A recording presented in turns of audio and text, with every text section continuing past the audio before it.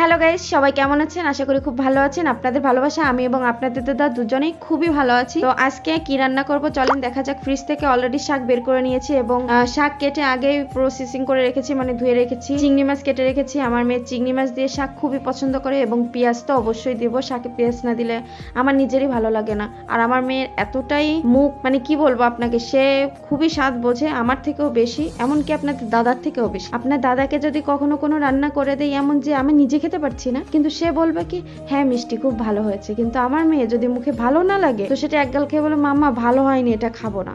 আর যদি ভালো হয় তখন সে বলবে কি মাম্মা আজকে খুব ভালো হয়েছে, তুমি তো আবার পরে এরকম রান্না করো। তো যাই হোক, আপনারা তো দেখলেন প্রথমে করলাম চিংড়ি মাছটা লবণ হলুদ দিয়ে মাখিয়ে রাখলাম অ্যান্ড তেল কড়াইতে দিয়ে চিংড়ি মাছ দিয়ে দিলাম, সর্ষে ফোড়ন দিয়ে চিংড়ি মাছ দিলাম। চিংড়ি মাছটা ভাজা ভাজা হয়ে গেলে তারপর পেঁয়াজ দিলাম। পেঁয়াজ ভাজি হয়ে গেলে শাকটা দিয়ে দিলাম এবং শাক দেওয়ার পরেই শাকটা একটু লবণ হলুদ দিয়ে ঢেকে দেওয়ার পরে তার কিছুক্ষণ পরেই ঢাকনাটা তুলে শাক নাড়াচাড়া করে দেখলাম হয়ে গেছে। তো তারপর নামিয়ে ফেললাম এবং আপনারা দেখতেই পারছেন ফাইনাল। ও হ্যাঁ আমার বন্ধুরা, তোমরা যদি আমার পেজে নতুন হয়ে থাকো সাবস্ক্রাইব করে পাশে থাকবে। অনেক অনেক ধন্যবাদ।